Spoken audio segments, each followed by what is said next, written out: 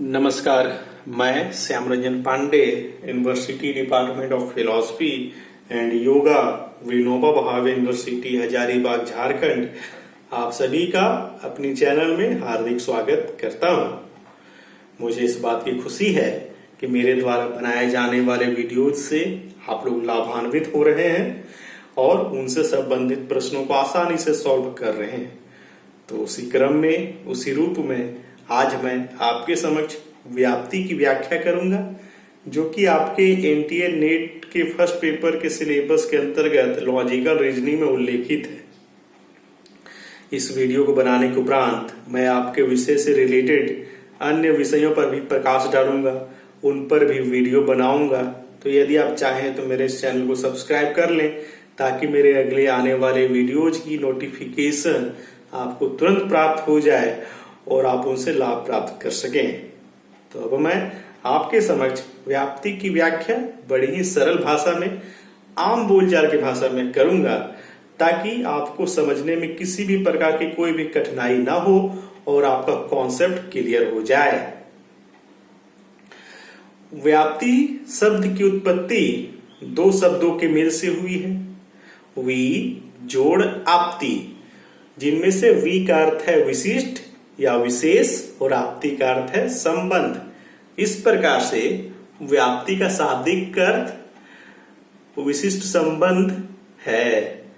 और यहाँ और विशिष्ट संबंध का तात्पर्य यहाँ दो वस्तुओं के साथ साथ रहने वाला संबंध है। यानी कि दो वस्तुएं जो साथ साथ हमें दिखती हैं, उनके बीच का जो संबंध है उसे ही विशिष्ट संबंध कहा जाता है। तो अब यह स्वाभाविक सी बात है कि आपके मन में यह प्रश्न उठ सकता है कि क्या वैसी सभी वस्तुएं जो साथ साथ दिखती हैं उनमें व्याप्ति संबंध है, विशिष्ट संबंध है? किंतु उनके बीच में वस्तुतः विशिष्ट संबंध या व्याप्ति संबंध नहीं है, क्योंकि मेढक और कुआं के भी साथ साथ रहने का हमें प्रत्यक्षीकरण होता है। मेढक को हम कुएं में ही देखते हैं अधिकतर, तो क्या उनके बीच में व्याप्ति संबंध है? नहीं, उनके बीच में व्याप्ति संबंध नहीं है, क्योंकि मेढक कुएं के बाहर भी रह सकता है। वस्तुतः व्याप्ति उन दो वस्तुओं के बीच का विशिष्ट संबंध है जो नियत सहचर्य के रूप में साथ साथ हो, या उसको इस तरह भी कह सकते कि दोनों वस्तुएं हमेशा साथ साथ हो, कभी भी अलग ना होते हो। जैसे गुलाब और उसकी सुगंध, धूम और अग्नि, इनके बीच के ही संबंध को व्याप्ति संबंध कहा जाता है।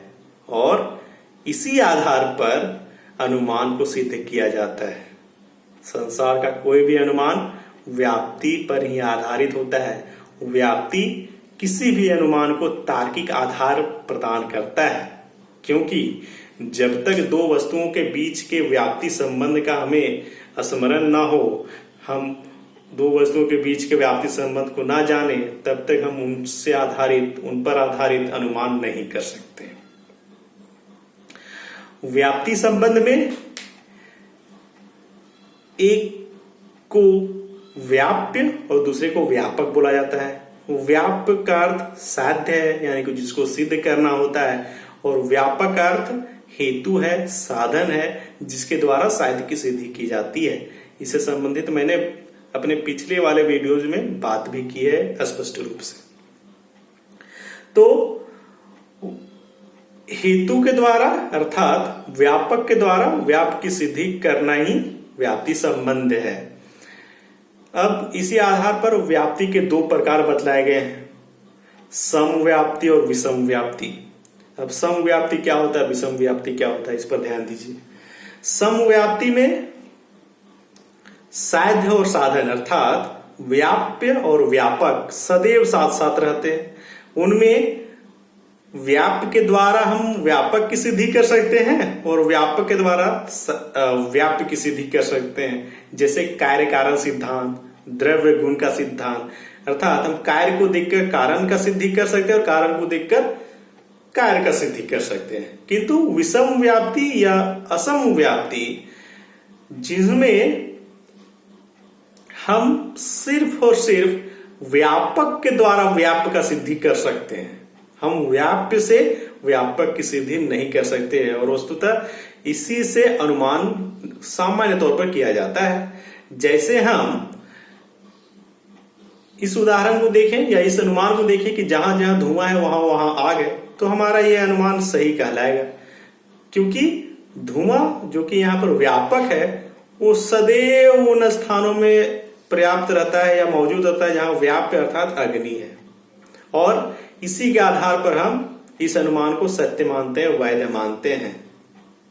किंतु यदि इस अनुमान को उलट दें और बोलेंगे कि जहां जहां अग्नि है वहां वहां धुआं है, तो हमारा यह अनुमान अनिवार्य रूप से गलत होगा, क्योंकि अग्नि जो कि यहां पर हमने व्यापक के रूप में इस्तेमाल किया है वह व्याप्य अर्थात धुएं के अतिरिक्त तपते हुए लोहे में रहता है। अर्थात इसको इस तरह बोले कि जहां धुआं नहीं रहता है वहां पर भी रहता है, यानी कि इसकी सत्ता धुएं के अतिरिक्त रहती है।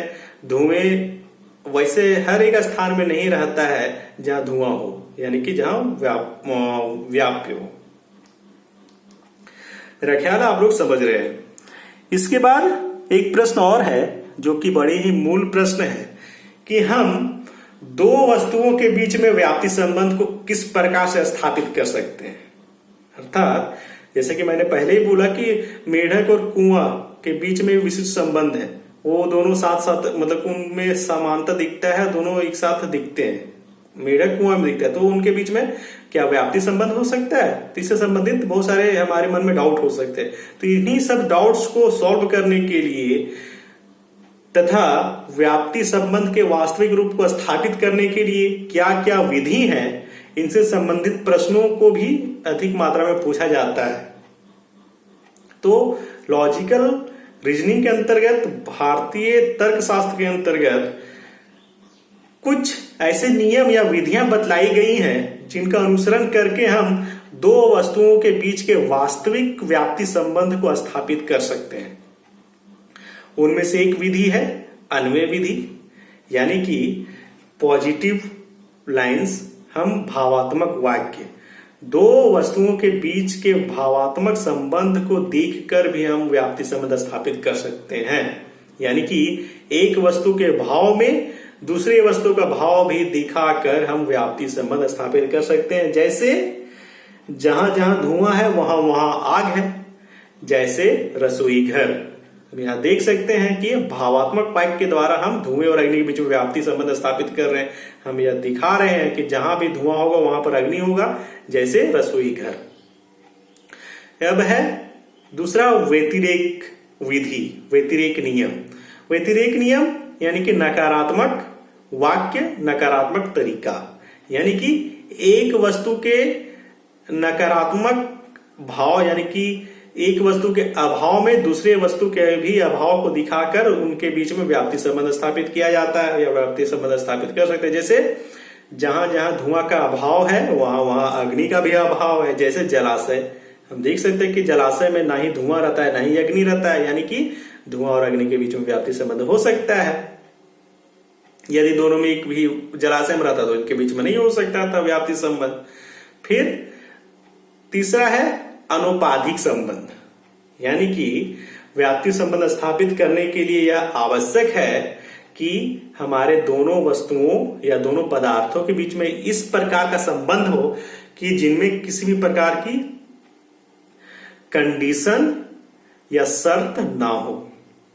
जैसे धुएं और अग्नि के बीच में किसी भी प्रकार कोई भी कंडीशन नहीं होता है, किसी भी प्रकार का कोई भी उपाधि नहीं रहता है। किंतु यदि इस अनुमान को उलट दे और बोले कि जहां जहां अग्नि है वहां वहां आग है, तो यह हमारा अनुमान दोषपूर्ण होगा, क्योंकि इनके बीच में व्याप्ति संबंध स्थापित करने के लिए हमें कंडीशन की आवश्यकता पड़ेगी, शर्त की आवश्यकता पड़ेगी। जब तक ज्वलनशील पदार्थ या लकड़ी जो कि जल रहा है उसमें भीगा हुआ पन नहीं आएगा, तब तक उसे धुआं नहीं हो सकता। यानी कि लकड़ी को, जलते हुए लकड़ी के भीगा होना ही उसका एक शर्त है, तभी वो धुआं उत्पन्न कर सकता है। ठीक है। और एक उदाहरण और है स्पष्ट करने के लिए बात को, कि आप स्विच दबाते हैं और पंखा चलने लगता है। तो आपको सामान्य तौर पर लग सकता है कि स्विच दबाना और पंखा चलने में व्याप्ति संबंध है, क्योंकि जब भी हम स्विच दबाते हैं वैसे ही पंखा चलने लगता है। किंतु मैं कहूंगा कि आप लोग इस बात में थोड़ा गौर करें कि स्विच दबाना और पंखा चलाना या चलना भले ही साथ साथ होता है, लेकिन यह उसी प्रकार का संबंध है जिस प्रकार से मेंढक और कुएं के बीच में होता है। क्योंकि यदि बिजली ना हो और आप चाहे 1000 बार लाख बार ही क्यों ना स्विच दबा दे, पंखा कभी नहीं चलेगा।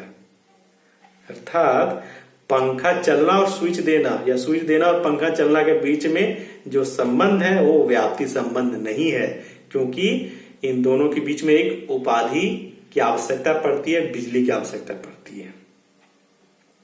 अब इनके अतिरिक्त एक विधि और है व्याप्ति संबंध को स्थापित करने के लिए, तर्क। यदि आप भावात्मक वाक्य यानी कि अन्वय विधि, नकारात्मक वाक्य, व्यतिरेक विधि और उपाधि निराश यानी कि ये भी दिखा दे रहे कि दो वस्तुओं के बीच में किसी भी प्रकार का कोई कंडीशन नहीं है, उसके बावजूद भी अगर व्याप्ति संबंध की स्थापना नहीं हो रही है तो आप तर्क का सहारा ले सकते हैं। तर्क का सहारा लेने से आपको व्याप्ति संबंध 100% से स्थापित हो जाएगा, प्राप्त हो जाएगा। मुझे आशा है कि मेरे द्वारा व्याप्ति एवं व्याप्ति ग्रोपाय, वस्तुतः जो आपको मैंने बतलाया ना कि व्याप्ति संबंध की स्थापना करने के लिए किन किन विधियों का प्रयोग किया जाता है, इन्हीं विधियों को व्याप्ति ग्रोपाय भी बोला जाता है। व्याप्ति ग्रोपाय इन्हीं का नाम है। व्याप्ति ग्रोपाय का अर्थ क्या है? व्याप्ति जोड़ ग्रहोपाय, मतलब व्याप्ति ग्रहण करने का उपाय क्या है। तो इन्हीं सब उपायों का उल्लेख आपको करना है। इनसे संबंधित काफी प्रश्न भी आपसे पूछे जाते हैं। तो मेरा विश्वास है कि मेरे द्वारा बनाए गए इस व्याप्ति एवं व्याप्ति ग्रहोपाय के वीडियो से आपको काफी लाभ होगा और आप इनसे संबंधित प्रश्नों को आसानी से सॉल्व कर पाएंगे।